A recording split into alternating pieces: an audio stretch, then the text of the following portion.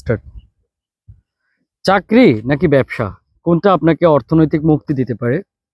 So এই প্রেক্ষাপটটা নিয়ে যদি কথা বলতে যাই, এই প্রেক্ষাপটটা নিয়ে আমার এই বইয়ে একটি অধ্যায় আছে।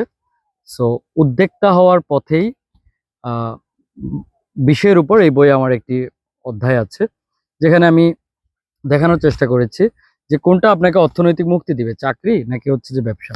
সো এটার লজিকটা হয় এভাবে, যেমন একটা মানুষ জন্মগ্রহণ করার পর থেকে 5-6 বছর বাবা মা তার উপর অনেক ইনভেস্ট করে, অনেক বিনিয়োগ করে।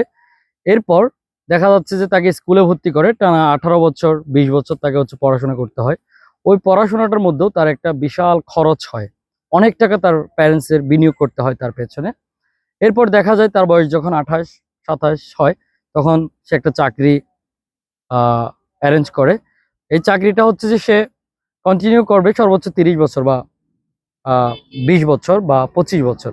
সো এই 30-25 বছরের মধ্যে তার ফার্স্ট লাইফে যে টাকাগুলো তার পিছনে বিনিয়োগ করা হয়েছিল, আসলে সেই টাকাগুলোই সে ইনকাম করতে পারে না যদি সে চাকরি করে। কারণ বাংলাদেশ সর্বোচ্চ চাকরির বেতন হইতে পারে 50-45, গভর্নমেন্ট চাকরির বেতন।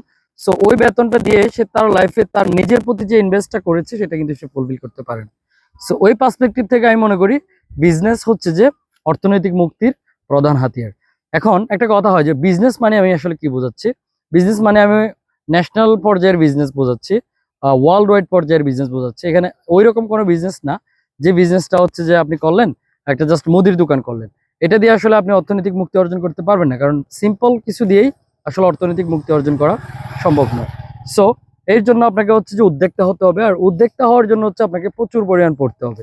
আর এই উদ্যোক্তার জার্নি সম্পর্কে জানতেই আমার স্বপ্ন থেকে সফলতা বইটি আপনাকে অর্থনৈতিক মুক্তি দেখাতে পারে বলে আমি মনে করি। সো এই বইটি আপনি কিনেন এবং পড়ে নেন।